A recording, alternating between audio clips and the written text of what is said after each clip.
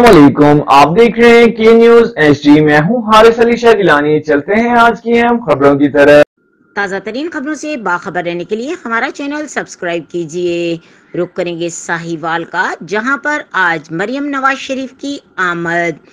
Sahiwal teaching अस्पताल में 11 बच्चों के जाँ बहक होने का वाकया। प्रिंसिपल टीचिंग अस्पताल और एमएस महबूब अली गिरफ्तार। तफसीलात के मुताबिक टीचिंग अस्पताल में 11 बच्चों के जाँ बहक होने का सानिहा।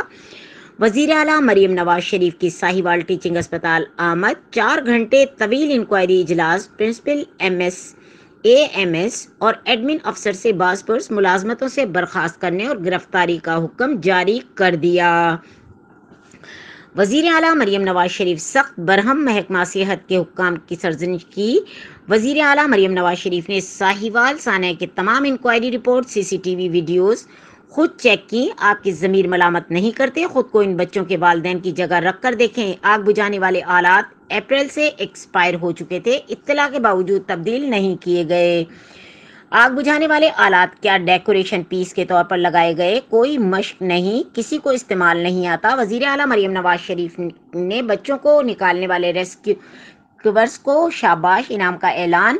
तफसीलात की दरियाफ्त की। आग लगी तो आग बुझाने वाले आलात क्यों नहीं लाए गए? हेल्थ को अरबों रुपए दे रहे हैं, फिर गरीब मरीजों से दाखिले के लिए पैसे क्यों लिए जाते हैं? मरियम नवाज शरीफ बच्चों की अमवात दम घुटने से हुई और रिपोर्ट में सब अच्छा लिखा गया। करोड़ों की मशीनें और अद्वियात देते हैं, एक्सरे और दवाइयां बाहर से आ रही हैं। Chief secretary, additional IG, special branch, commissioner Sahiwal division, RPO Sahiwal, deputy commissioner, DPO और दीगर हुक्काम भी इस मौके पर मौजूद थे। मरियम नवाज की रवानगी के बाद डीपीओ फैसल शहजाद, डीएसपी राना इफ्तिखार का पुलिस की भारी नफरी के हमरा प्रिंसिपल और एमएस को गिरफ्तार करने हॉस्पिटल पहुंची। प्रिंसिपल और एमएस को गिरफ्तार करते ही हॉस्पिटल मैदान जंग बन गया।